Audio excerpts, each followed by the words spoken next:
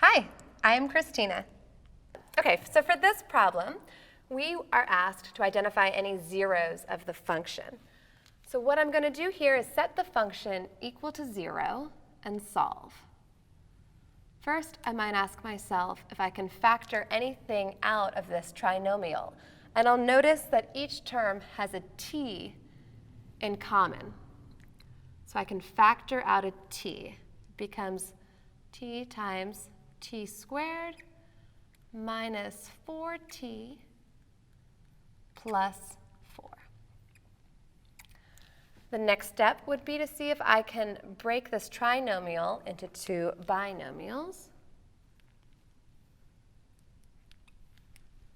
I will set myself up with two pairs of parentheses, and then I go through my steps of factoring.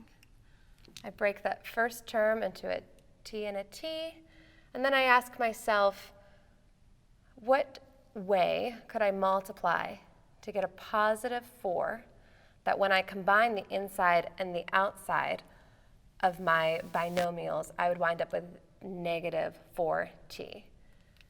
It's almost like reverse foiling.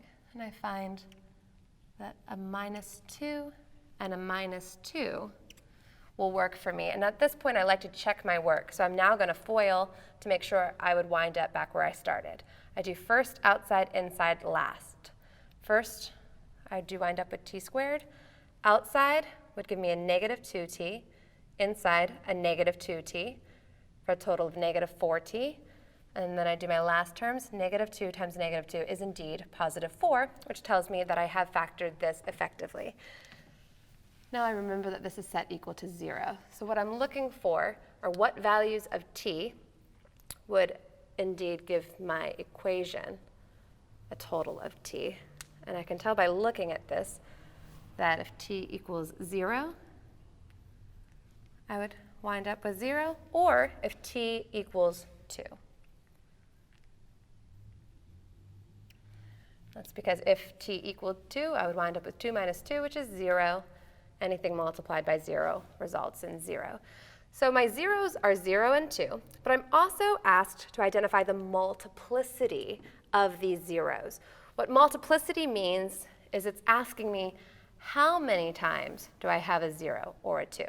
I'll notice that in this factoring of my original function, I wind up with t as 0 once. The multiplicity there, my multiplicity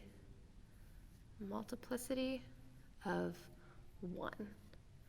However, with this t equals 2, I notice that I get a 0 of 2 from this piece, and then once again from this piece. So my multiplicity here is 2. Multiplicity of 2. Great. Now they would like us to confirm these results on our graphing utility. So I go ahead, I find my y equals input, and I will input the original function. T to the third power minus 4t squared plus 4t. I go ahead, I press graph, and a beautiful graph will pop up onto my utility. And at that point, I am checking these zeros.